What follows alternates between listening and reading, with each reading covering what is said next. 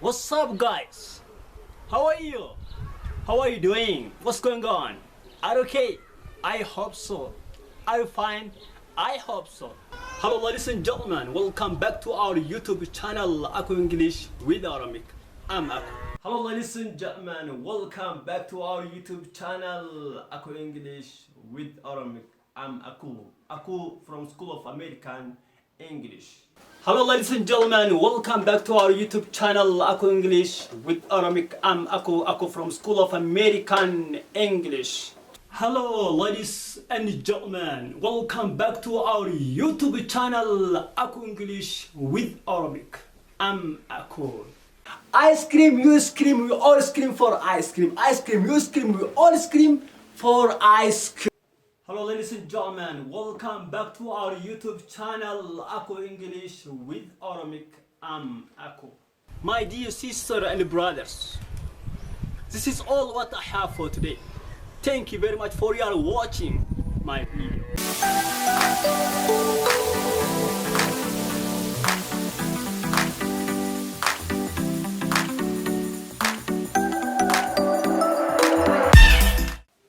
Hello, ladies and gentlemen. Welcome back to our YouTube channel, Aku English with Arabic. I'm Aku from School of American English and British language. Kabimtoota daawwattoota channel Aku English with Arabic. Guyyaa dheeraa yeroo dheeraa booda walitti deebi'ee jira. Thanks to God. Rabbi galanni hin badiniiti. Yeroo dheeraaf akkuma isin beektan chaanaalii keenya irraa turuun keenya ni yaadatama. Cause we are mankind. Maybe we will face many things in this world jechuudha. Addunyaa kana challenge baay'eetu jira, rakkoo baay'ee jira. Ilma namaa ta'ee waan kaayyeffate wayii itti fufuu dhabuun jira. Akkasumas immoo kan galma ga'ullee baay'ee jira. Haa ta'uuti immoo yeroo dheeraaf chaanaalii keenya irraa turuun keenya akkuma isin beektan yookaan immoo akkuma isin daawwattan waggaaf taasisanitti argaa jira jechuudha. Chaanaalii keenya akka adda hin dhaabanneef jecha yeroo tokko tokko ijoolleewwan yookaan immoo barattoota na bira baratan xixiqqisho jechuudha. Kan afaan Ingiliffaa ganaa takka jedhanii baratan gadhiisaa jira.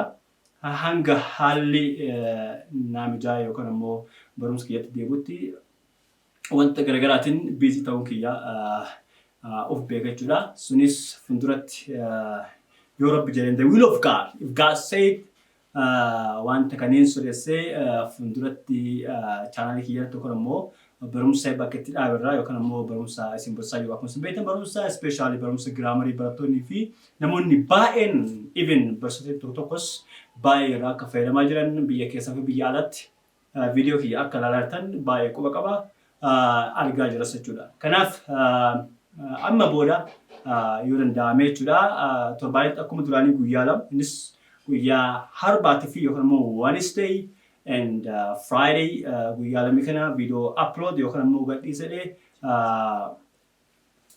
itti murteessee yookaan immoo decision irra gahee jira yookaan immoo murtee irra gahee jira jechuudha. Kaameraamaanii kiyya wajjin jechuudha. Kanaaf daawwattoonni kiyya jechuudha akkuma duraanitti video kana yookaan immoo sabni kiyya jechuudha akkuma duraanitti na jabeessaa turtetti ammas daran caalatti akka na jabeessan baay'ee yookaan immoo hangana kan jenneen kabaja guddaan isin gaafadha jechuudha. Yeroo hundayyuu without you that means I'm nothing by the way. Yoo isin jiraatin ani homaa yookaan immoo isin yoo hin daawwatin bu'aan yookaan immoo ifaajin dadhabbii kiyya bu'aan qaba jechuudha. Kanaaf hundi keessanuu namoonni haarawas chaanaalii kiyya itti makamtan yookaan immoo chaanaalii kiyya daawwatan yoo jiraattan hundi keessaniyyuu kaduraan daawwatan illee viidiyoo kiyya daawwachaan yeroo hundayyuu affeera kiyya amma booda haala danda'ameen barumsa garaagaraa yeroo baay'ee namoonni baay'een barumsa giraamarii baay'ee barbaadu. Actually grammar is the key of every skills. Grammariin barumsa hundaaf iyyuu skill yookaan immoo giraamarii hin beekin afaan Ingiliffaa qofa haasofte baay'ee illee bu'aa qabaachuu dhabuun mala yeroo baay'ee namoonni baay'een we can say everyone speaks English language by the way. Namoonni baay'een afaan Ingiliffaa ni haasa'an hin beekama jechuudha. Parsantii baay'een ni haasa'an garuu immoo we don't know who is just Ingiliffa correct kan haasa'u eenyu akka ta'e yookaan immoo beekuun addaan baafachuun nama dhibachuudha. That's the matter of by the way grammar jechuudha. Kanaaf giraamarii baay'een rakkoon akka uumamu hin beekama. Kanaaf barumsa giraamarii dursa kennee barumsa spoken ammoo dabalataan ammoo fi jechoota vokaa yookaan immoo vocabulary idioms akkuma duraan gadhiifnutti more daran bareeda goonee mooraalii keessan hojjedha. Bareeda goonee gadhiifnee abdii qabna. Akkasumas immoo viidiyoowwan ijoollee ijoolleen biratti barattu 15 yookaan immoo dabrinee gadhiifne jechuudha. Kana jechuun ijoollee dirqisuu motivation yookaan immoo inspire gochuudhaaf yookaan immoo encourage gochuudhaaf jajjabeessuudhaaf malee waan biraatiif miti. Namoonni naannoo kiyyatti argamtan keessattuu namoonni naannoo gara baadiyyaatti argamtan ijoollee keessan yoo nu biratti argattan yookaan just haalan barsiifnee abdii qabna barsiisaa jirres jechuudha. Akkuma isin agartan viidiyoo jala baay'ee bareedaa ijoollee dirqisuudha.